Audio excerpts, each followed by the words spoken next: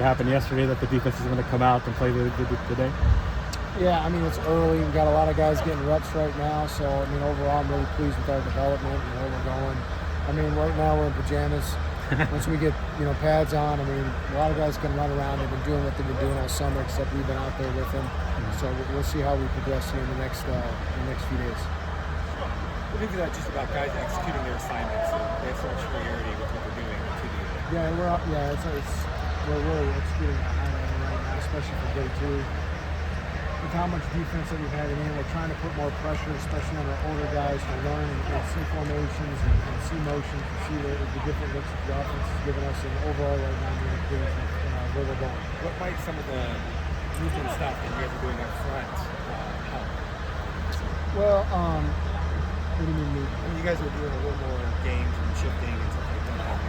Yeah, I mean, we haven't done anything yet, that we haven't done in the past. It's just we have more in this early than we've had in previous seasons. So, like I said, I mean, just mentally, the coaches are doing a great job of getting all this information to those guys, and the guys are going out there and executing. And there's a lot of competition, which really speaks to the depth that we have defensively. Recently, when Kenny talked about the experience of the defense and the talent coming back, he said, you got to be careful not to be too cute. But on the same end, you want to use that experience and talent to be more complex, show teams looks you didn't see last year. Is it a kind of tough line to navigate, getting away from what served you well, but also want to kick it up a notch? Yeah, 100%. I mean, that's one of the things you always say, like, what can the guys handle and what can we execute? And ultimately, the game always comes down to fundamentals. If our guys can't run to the football, if they can't tackle, if they can't understand the cup and keeping leverage and understanding what their assignments are, then it's not worth doing it, no matter how good of an idea it is. So, yeah, it's a balance because we're also working younger guys in that haven't played. So, and not trying to take any steam off. We're trying to roll guys in that were threes, maybe working with the ones, the twos working with the threes, the ones working with the twos. So, we're trying to mix and match and trying to, again, keep these guys engaged. We're not just doing the same stuff we've done the last 3 years. Coach talked about how the defense played well today, but you didn't really see passion from offense or defense. Did you kind of see that same kind of thing? Yeah, I mean, like Coach said, though, at the very end, he did say, like, in team, the defense showed a lot of energy and started making some plays. And I think if there was pads on, there would have been we put ourselves in some big hit situations, impactful plays. So, yeah, I mean, they came out ready to go yesterday. Today, they hit more of a lull, picked it up at the end of practice, and it's just, it's on us coaches too. So, that's part of our job too, is we got to motivate, and when we're on the sideline, we got to get all the coaches. I mean, these guys are all getting paid. We got to get these guys put some energy, and if they're not energetic on the sideline, because we executed really well. The sideline, it was a little drab, a little bit of a fun. Yeah, getting paid. You wouldn't say that 4 years ago? Yeah, no doubt.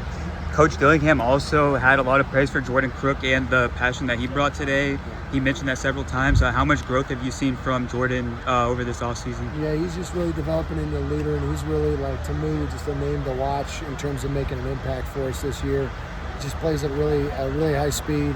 Very rarely does he show up with low energy, and he's just a really consistent dude. He comes to work every day. He's a guy that you really do want to ride with when times get tough, because he's just consistent, and he's consistently tough. So, some of your DNs are noticeably bigger, like Craig Smith, this game, what does that help for those guys? Just being more physical, being able to set harder edges, and being able to be just more physical against pullers and guys that are trying to kick him out and block. And Clayton's really dedicated himself this offseason, and we're really excited, along with a bunch of other guys. Prince is up by 12 pounds. And these guys are just bigger guys, you know what I mean? So they're just doing a great job. They've done a great job. They put a lot of work into this. What about just the second-year Thyron working with those guys and with backgrounds? Yeah, just the consistency is everything. Those guys know how to learn a new language. Coaches are on the same page. Players understand what to anticipate from the coaches. They know how you're going to react when things are going well. They know how you're going to react when things aren't going well. And that familiarity is huge for us defensively. Nickel is probably the only position that you're not an established starter right now. Is there like some kind of due date, so to speak, that you just want to establish one? Yeah, game one. Yeah, and I mean, we really have depth at that position right now. And all those guys are going to help us. Whether it's Adrian Wilson, who's moving around in safety spots, Jack Ball's moving around in safety spots. Montana and Kendrick are working the nickel spots. I mean, we got some talent back there, so we're going to be able to do a lot with those guys this year. Thanks, Brian.